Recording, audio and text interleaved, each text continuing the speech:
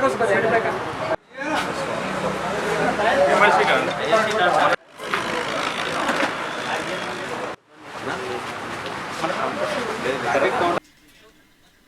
సందర్భంగా భారతదేశానికి 80 సంవత్సరాల ముందు ఎంతోమంది మహనీయులు ఆత్మ బలిదానాలు చేసుకొని జైళ్ళలో మగ్గి ఎంతో ప్రాణత్యాగాలు చేసుకొని మనకి స్వాతంత్రం తీసుకొచ్చి పెట్టడం జరిగింది. ముందు తరాలకు భావి భారత పరువులు మేము చేసిన త్యాగాన్ని ముందుకు నడిపేయాలని చెప్పి ఆశించి స్వాతంత్రం మన చేతిలో పెట్టిరు వాళ్ళు. దాన్ని ఉద్దేశించి ప్రతి సంవత్సరం 15వ ఆగస్టు స్వతంత్ర దినోత్సవం జరుపుకుంటూ ఉంటాం. ఈ 80 సంవత్సరాల లోపల మనం ఎంతో అభివృద్ధి చెందినాం. మనం ఇవాళ భారతదేశం ప్రపంచ పట్టణం లోపల నిలవడం జరిగింది. మన నాయకులందరూ కూడా వారు ఇచ్చిన వమ్ము చేయకుండా, నమ్మకాన్ని వమ్ము చేయకుండా దేశాన్ని ఎంతో అభివృద్ధి పథంలో నడిపించడం జరుగుతూ ఉన్నది. ఇంకా ఎంతో ముందుకు జరగాలని చెప్పి కోరుకుంటా ఉన్నాం. 80వ స్వాతంత్ర దినోత్సవం సందర్భంగా మన ఈషా హాస్పిటల్ వారు ఈ బ్లడ్ డొనేషన్ క్యాంప్ ఇక్కడ నిర్వహించడం జరుగుతుంది. అలాగే వికారాబాద్ బ్లడ్ సెంటర్ వాళ్ళు దీన్ని ఇక్కడ నిర్వహిస్తున్నారు. ఈ కార్యక్రమంలో పాల్గొంటున్న ఇక్కడ చాలామంది యువకులు, ఈ చుట్టుపక్కల ప్రాంతం వాళ్ళు, ఇక్కడ హాస్పిటల్కి వచ్చేపోయే ప్రతి వాళ్ళు కూడా ఈ కార్యక్రమంలో పాల్గొని బ్లడ్ డొనేషన్ చేయడం ఎంతో మంచిది. ఇతరుల ప్రాణాలు కాపాడాలనే ఒక ఆలోచనతోని వాళ్ళకి ఒక మంచి అవకాశంగా అనిపించడం ఇక్కడ వాళ్ళకి సంతోషం. ఇది ప్రతి స్వాతంత్ర దినోత్సవానికి ఒకరోజు ముందు మనం ఈ కార్యక్రమాన్ని ఇక్కడికి నిర్వహిస్తున్నాం. ప్రతి సంవత్సరం ఇప్పటికీ 3 సంవత్సరాల నుంచి ఈ కార్యక్రమం నిర్విరామంగా ఇక్కడ జరుగుతుంది. ప్రతి సంవత్సరం ఒక 100 యూనిట్ల వరకు ఇక్కడ వాళ్ళు బ్లడ్ డొనేషన్ చేస్తున్నారు.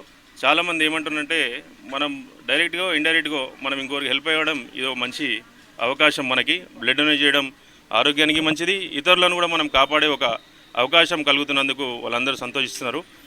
ఈ కార్యక్రమం నిర్వహించే డాక్టర్లకైనా, ఇక్కడ ఉన్న చుట్టుపక్కల ప్రాంతాలకైనా మేమందరం ఇవన్నీ అవకాశాలు వాళ్ళకందరికీ చేరువగా ఉండే విధంగానే ఇక్కడ మేము కార్యక్రమాలు నిర్వహిస్తున్నాం. అలాగే హాస్పిటల్ సేవలు కూడా చుట్టుపక్కల ప్రాంతాల వారికి అందరికీ చాలా సౌకర్యంగా ఉండి వాళ్ళందరికీ ఎంతో నమ్మకంగా ఈ ఈషా హాస్పిటల్ యాజమాన్యం, మేమైనా ఇక్కడ ఉన్న డాక్టర్స్ అయినా అందరికీ ఎంతో సంతోషంగా చెప్పుకుంటాం. ఏమంటే 3 సంవత్సరాలుగా ఈ హాస్పిటల్ చాలా సేవలు అందించింది, ఎంతోమంది ప్రాణాలను కాపాడింది.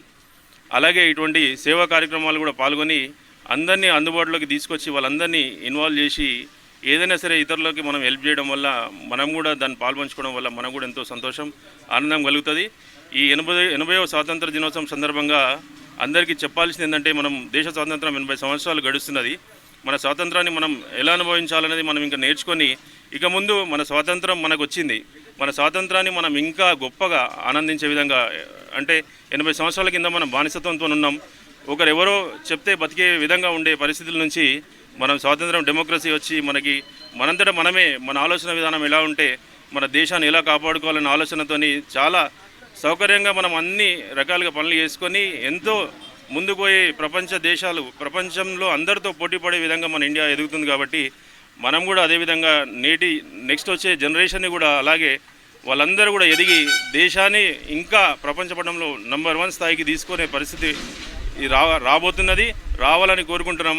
అలాగే దేశ స్వాతంత్రం అంటే మనకేదో పండుగలా కాదు, అందరూ కలిసి చేసే పెద్ద పండుగ, ఒక్కరు కుల మతాలకు అతీతంగా చేసుకునే పండుగ. కాబట్టి ప్రతి ఒక్కరూ ఈ కార్యక్రమాలు, జెండా వందనం అనే కార్యక్రమంలో ఖచ్చితంగా ఎక్కడ మిస్ కాకుండా అందరినీ పాల్గొని, మిగతా అందరినీ పాల్గొనే విధంగా కూడా చేసి అందరూ ఈ కార్యక్రమాన్ని విజయవంతం చేయాలి. ప్రతి సంవత్సరం జెండా వందనం, ఇండిపెండెన్స్ డే అనేది సగర్వంగా మనం తలెత్తి జెండాకి సెల్యూట్ చేసి మన జాతీయతను కాపాడుకోవాలని నేను ఈ సందర్భంగా తెలియజేస్తున్నాను. ముందుగా 80వ స్వాతంత్ర దినోత్సవం సందర్భంగా, రేపు జరుపుకునే 80వ స్వాతంత్ర దినోత్సవం సందర్భంగా ఈరోజు ఈషా హాస్పిటల్లో రక్తదాన శిబిరం అనేది ఏర్పాటు చేయడం జరిగింది.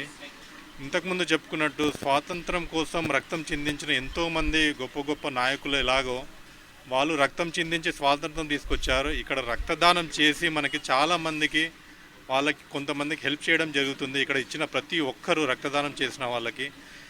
మిగతా దానాలు ఇప్పుడు అన్నదానం కానీ వేరే ఏదైనా సరే దానికి ఖర్చుతో కూడుకున్నవి.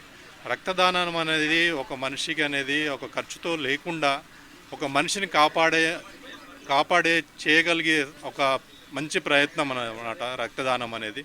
కాబట్టి రక్తదానం అనేది అవయదానం అనేది ఎప్పుడైనా సరే మంచివే. ఇలాంటివి అనేది